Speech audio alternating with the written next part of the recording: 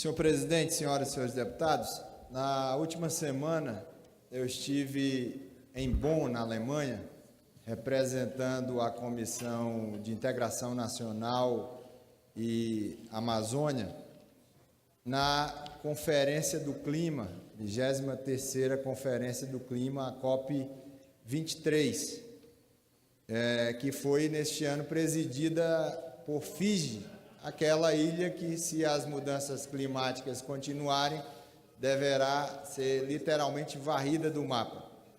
E nessa conferência nós consideramos que foi importante a participação dos parlamentares. Nós tivemos vários deputados federais aqui da casa, inclusive a representação de várias comissões, como a Comissão de Meio Ambiente, a Comissão da Amazônia, a Comissão Mista de Mudanças Climáticas, lá representada pelo senador Jorge Viana.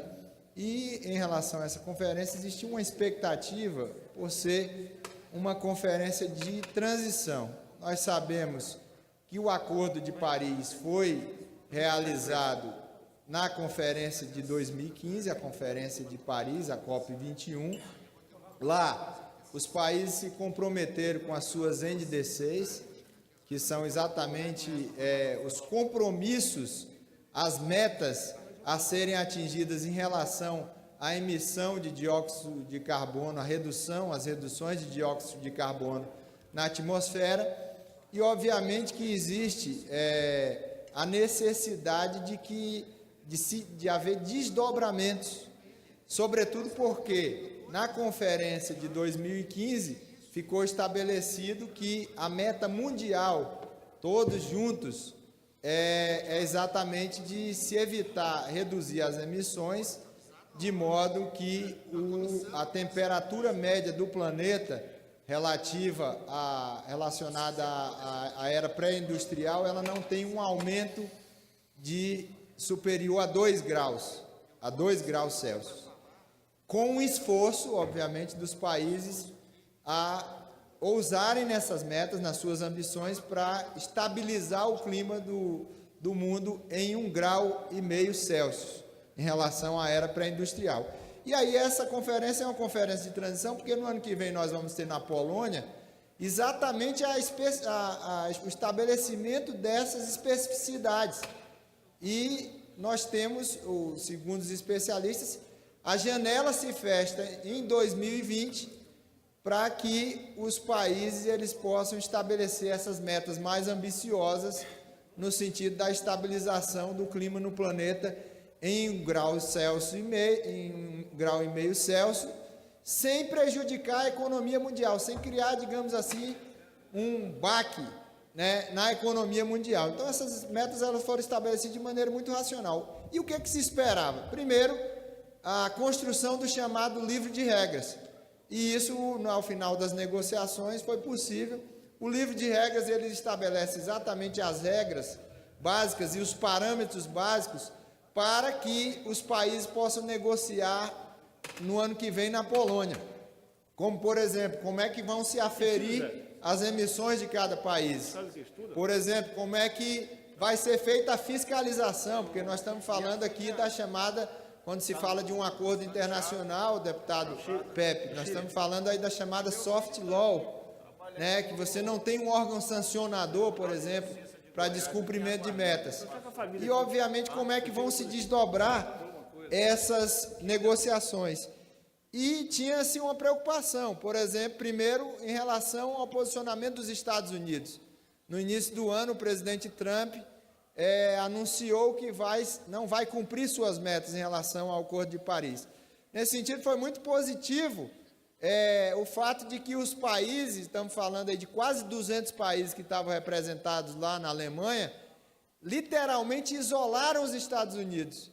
E os próprios países, os próprios estados federativos dos Estados Unidos também promoveram o isolamento do presidente Trump, porque o próprio empresariado americano e também os estados da federação, notadamente o estado da Califórnia, que se fosse um país hoje no mundo, representaria aí a 5ª maior economia do mundo, literalmente estiveram presentes. O governo americano também esteve presente. O evento que o governo americano fez lá na COP foi um evento que foi boicotado literalmente pela juventude, teve protestos da juventude à ação do governo Trump, mas o certo é que o próprio empresariado e os estados federados americanos têm se posicionado a favor do Acordo de Paris. E o outro avanço foi exatamente o chamado diálogo de Talanoa, porque existia uma preocupação muito forte de que houvesse um verdadeiro racha entre os países desenvolvidos e os países em desenvolvimento. E, obviamente, que se avançou nesse sentido, e o diálogo ele tem que se desdobrar exatamente no aumento das metas, da ambição das metas, porque a meta principal, como disse, é chegar a 1,5, uma estabilização em 1,5 graus Celsius. E aí é importante colocar alguns dados por que se deve chegar a esse 1,5.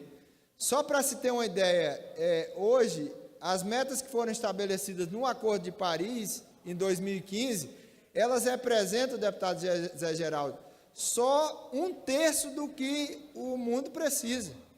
E mesmo depois do Acordo de Paris, nós tivemos, em 2016, depois do Acordo de Paris, um recorde em emissões mundiais. Um recorde mundial em emissões, nunca se emitiu tanto. Então, nós tivemos, em 2016, 52 bilhões de toneladas jogadas na atmosfera de dióxido de carbono, quando a meta para 2030 é 42 bilhões, 10 bilhões a menos do que nós estamos emitindo hoje. E para que a gente chegue à meta de 36 bilhões, que foi a meta que nós consideramos ideal, precisaria reduzir para 36 bilhões. Então, vejam como é séria essa situação, e nós sabemos que, se a situação continuar do jeito que está, nós vamos chegar até o final do século com mais de 3 graus Celsius, o que vai representar literalmente um ciclo desastroso que vai inviabilizar a vida no nosso planeta Terra. Então, para se ter uma ideia, hoje nós temos 250 empresas no mundo, a importância, por exemplo, da participação das empresas para cumprir as metas do clima. Hoje nós temos 250 empresas que só elas, hoje no mundo, e aí é importante que se utilizem novas tecnologias para transição para uma economia verde, uma economia limpa, só elas são responsáveis por 1/3 do dióxido de carbono que levado à atmosfera.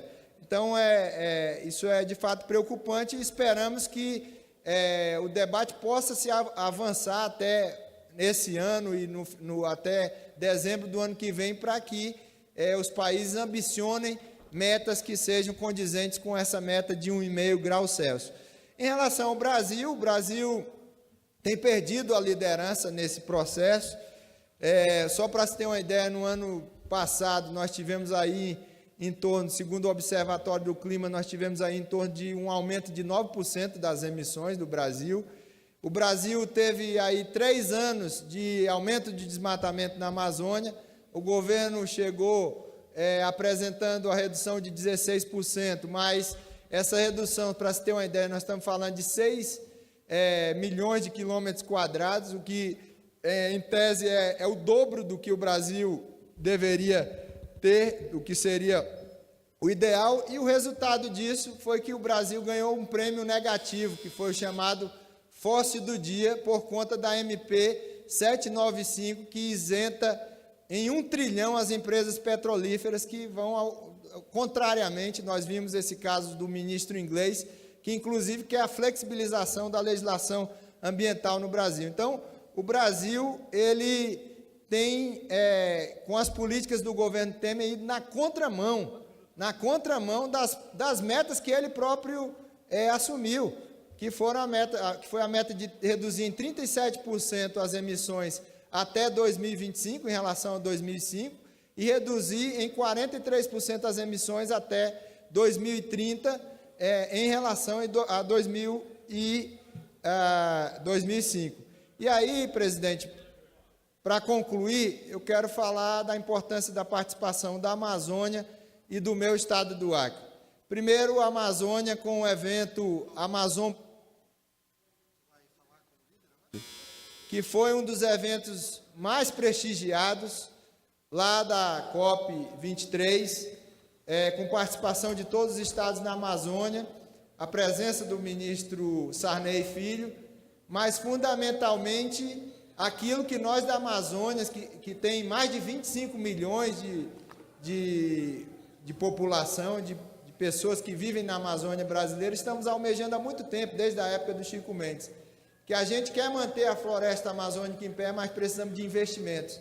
E, sobretudo, deputado Evaí, os investimentos estrangeiros. Então, o estado do Acre e o estado do Mato Grosso conseguiram mais de 400 milhões de reais, só o estado do Acre foram 103 milhões na segunda fase do programa RED, que é um programa de redução de desmatamento, e para isso a gente recebe financiamentos para investir em comunidades rurais, em comunidades ribeirinhas, em comunidades indígenas, e o Acre saiu com esses 30 milhões de euros, que correspondem a 113 milhões de reais que serão investidos em atividades sustentáveis.